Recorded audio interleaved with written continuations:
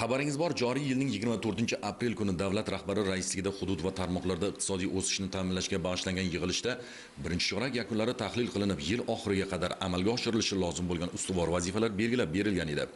Darhaqiqat, so'nggi yillarda prezident tashabbusi bilan amalga oshirilayotgan keng ko'lamli islohotlar mamlakat iqtisodiyotida muhim o'zgarishlarga zamin yaratmoqda.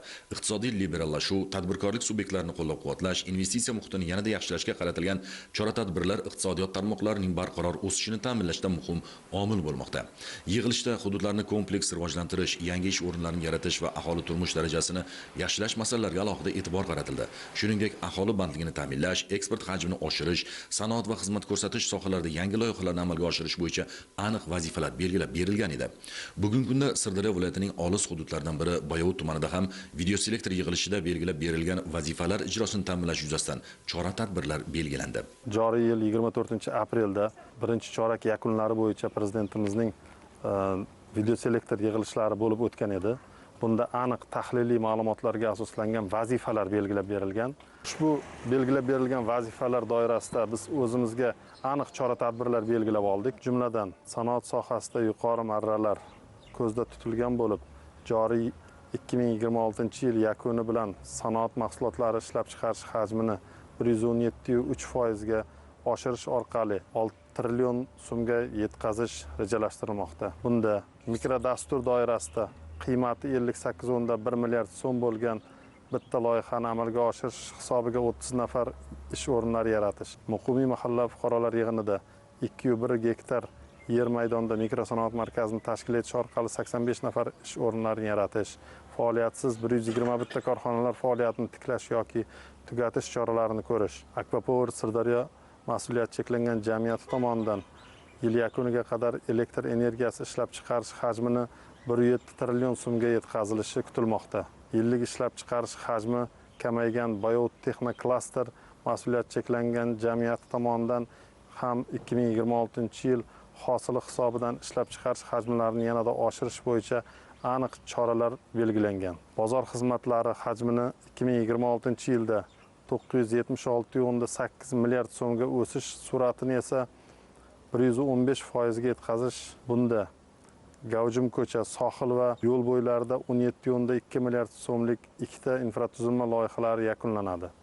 Yirik, o'rta va kichik 240 ta xizmat ko'rsatish loyihalari ishga tushirish orqali 592 ta yangi doimiy ish o'rinlari tashkil etiladi. Xizmatlar sohasida loyihaviy yondashuvlar asosida 1133 nafar aholi daromadi oshiriladi. Ijara huquqi asosida 112 ta hamda ko'chma va yengil konstruksiyali savdo va servis shoxobchalarini tashkil etish uchun 200 ta yer maydonlari savdolarga chiqariladi. Tuman qishloq xo'jaligining chorvachilik sohasida yirik investitsion loyihalar amalga oshirilayotgani tumanimiz iqtisodiy salohiyatini yangi bosqichga olib chiqmoqda.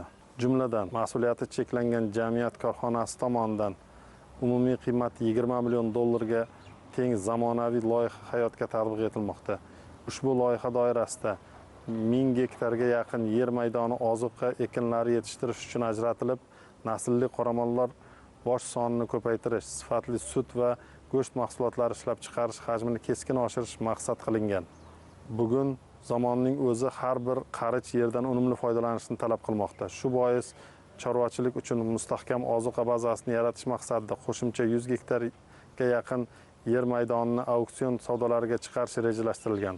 Bundan tashqari kartoshkachilikni rivojlantirish bo'yicha ham aniq va puxta rejalar ishlab chiqilgan bo'lib, joriy yilda tumanimizda kartoshka ekin maydonlarini 600 gektarga yetkazish maqsad qilingan. Ushbu belgilab berilgan vazifalarni amalga oshirsak, aholimizning farovonligi yanada oshadi. Prezidentimiz videoselektorida belgilab berilgan vazifalarni Boyovut tumanida to'liq ijrosini ta'minlashga kafolat beraman. Tumanda amaliy chora-tadbirlar doirasida sanoat, qishloq xo'jaligi va xizmat ko'rsatish sohalarida mavjud imkoniyatlardan samarali foydalanish, yangi ish o'rinlarini yaratish va investitsiya loyihalarini amalga oshirish bo'yicha keng ko'lamli ishlar boshlab yuborildi. Eng muhimi, davlat rahbari tomonidan ilgari surilayotgan islohotlarni tumanda so'zsiz va samarali amalga oshirish uchun barcha imkoniyat va resurslar safarbar etilmoqda.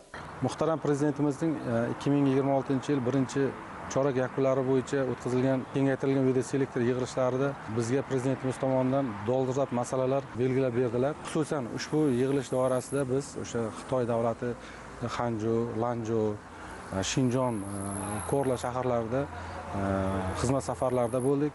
Xizmat safarlari davomida o'sha Bayot tumanimizda, umuman Sirdaryo viloyatining salohiyati bo'yicha o'sha biznes forumlarda ishtirok etdik. Erkin iqtisodiy zonalarida mavjud korxonalar faoliyatlari bilan tanishib, o'sha eksportbop mahsulotlar ishlab chiqarish, yangi zamonaviy texnologiyalarni tumanimizda qo'llash bo'yicha bir aniq kelishuvlarga erishdik. Umumiy qiymati o'sha 130 million dollarlik 7 ta loyiha doirasida kelishuvlarga erishib keldik. Xanjov shahridan bir guruh delegatsiya vakillari tumanimizda tashrif buyurib, o'sha biz o'zimiz tomonidan taqdim etilgan loyihalarimiz, bo'sh binolarimiz, yer maydonlarimiz doirasida yaqindan tanishmoqdalar. Yana bir kelishuvimiz o'sha chuqur chiqindilarni qayta ishlash, o'sha shinalarni qayta ishlab, o'sha granular, turbalar, har xil plastmassa mahsulotlarni qayta ishlash loyihalari, alyuminiy qayta ishlash loyihalari, logistika markazlari bo'yicha delegatsiya vakillari o'sha o'ziga qiziqqan yo'nalishlar bo'yicha o'zlari o'rganish olib bormoqda. Xususan bu yil investitsiya yo'nalishimiz bo'yicha o'sha tumanimizda oldimizga maqsad qilib 100 million dollar investitsiya o'zlashtirish maqsad qilib olganmiz. Xususan birinchi chorak yakunlari bo'yicha 30 million dollar to'g'ridan-to'g'ri investitsiyalarni jalb qildik. Hozirgi amalga oshayotgan loyihalarimiz doirasida o'sha neft qaytarish zavodi, undan tashqari xitoylik investorlarimiz tomonidan qishloq xo'jaligi texnikasini ko'rsatish markazlari, chorvachilik yo'nalishida zamonaviy chorvachilik komplekslari, undan tashqari o'sha qozog'istonlik investorlarimiz tomonidan o'sha yem va bug'doyni qayta ishlash, un ishlab chiqarish loyihalarimiz amalga oshmoqda. Buning natijasida eksportimiz ham sezilarli o'sishga erishdi. O'tgan yili xususan 49 million dollar eksport qilgan bo'lsak, bu yilgi 100 million dollardan kam eksportni o'z oldimizga maqsad qilib olganmiz. Bayotda xorijiy investorlar uchun qulay ishbilarmonlik muhitini yaratish masalasiga alohida e'tibor qaratilmoqda. Xususan investorlar faoliyatini qo'llab-quvvatlash, byurokratik to'siqlarni kamaytirish, yer ajratish, infratuzilma bilan ta'minlash hamda huquqiy kafolatlarni mustahkamlash borasida amaliy chora-tadbirlar ko'rildi. Bunday yondashuv o'z natijasini bermoqda. Bugungi kunda tumanga xorijiy investorlarning qiziqishi ham tobora ortib, yangi investitsiya loyihalari soni ko'payib bormoqda. 西尔和政府对我们浙江杭州进行了 Yaqinda Sirdaryo delegatsiyasi tarkibida bayotlik ishbilarmonlar ham Xitoy davlatida bo'lishib, iqtisodiy sohada turli yo'nalishlarda hamkorlik ishlarini olib borish bo'yicha kelishuvlarga erishgan edi. Shu kelishuvlar doirasida biz xitoylik investorlar hozir Sirdaryo viloyatining Bayot tumanida bo'lib, hududni iqtisodiy salohiyatini o'rganyapmiz. Bizning logistika markazi, servis xizmat ko'rsatish, metallurgiya kabi sohalarda loyihalarimiz bor. Ushbu loyihalarni tumanga joylashtirish bo'yicha o'rganish ishlarini olib boryapmiz. Biz birinchi navbatda O'zbekiston va Xitoy o'rtasida har tomonlama o'zaro hamkorlikni rivojlanib borayotganidan mamnunmiz. O'ylaymanki, biz hamkorlikda amalga oshirmoqchi bo'layotgan loyihalar ikki tomonlama manfaatli bo'ladi deb hisoblaymiz. Bayotda sanoat ishlab chiqarishni rivojlantirish masalasiga ham alohida e'tibor qaratilmoqda. Hududda yangi sanoat korxonalarini tashkil etish, mavjud ishlab chiqarish quvvatlarini kengaytirish va zamonaviy texnologiyalarni joriy etish orqali tarmoqni izchil rivojlantirishga ustuvor ahamiyat berilgan. Mana joriy yil hurmatli prezidentimiz 24-aprel kuni video selektor o'tkazdi. Video selektorda iqtisodiyotni, mahalliylashtirishni, eksportni rivojlantirish bo'yicha juda ko'p topshiriqlar berdi. Ushbu topshiriqlar bo'yicha bizning korxonamizda ham hozirgi kunda juda ko'p ishlar olib borilyapti. Mana hozir eksport ishlari bo'yicha biz Polsha, Misr, Eron, Turkiya, Rossiya, Xitoy davlatlariga eksport ishlarini olib borib kelyapmiz.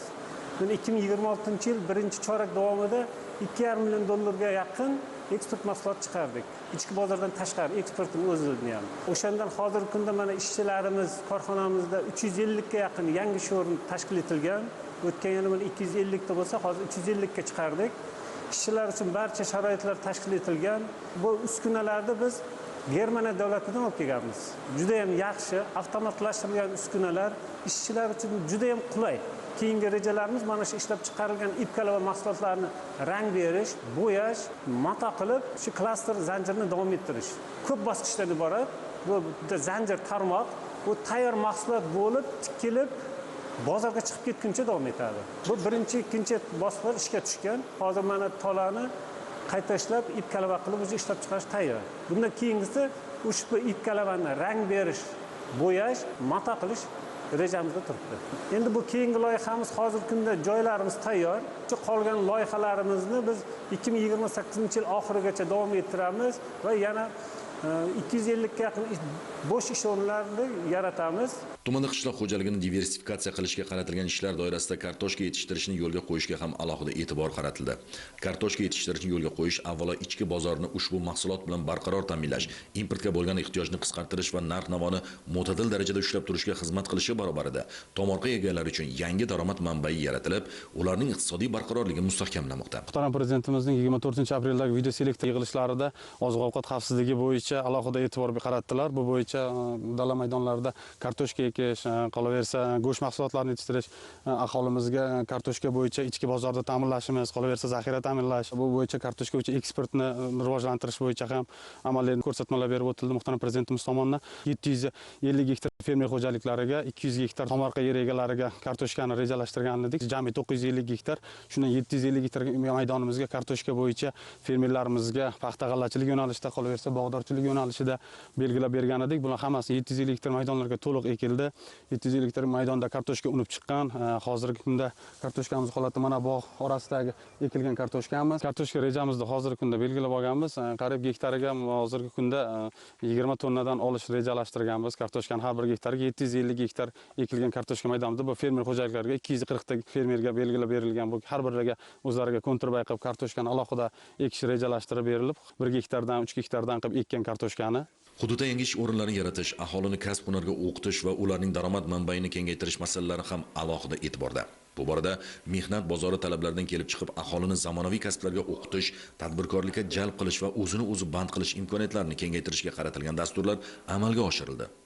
Hozirgi kunda ta'lim muassasamizda 8 ta kasb bo'yicha 400 nafar o'quvchi yoshlar ta'lim olishmoqda. Ulardan 185 nafarini bitiruvchilar tashkil etilib, shu bitiruvchilarimiz o'qiyotgan kasblari bo'yicha ishlab chiqarish amaliyotlarini o'tashmoqdalar. Bundan tashqari ta'lim muassasamizda Boyovut tumani kambag'alchilikni qisqartirish va bandlik bo'limi hamkorlikda ayollar sartarosh va zamonaviy pardalar tikish kasblari bo'yicha voucher tizimida qisqa muddatli o'quv kurslari tashkil etildi.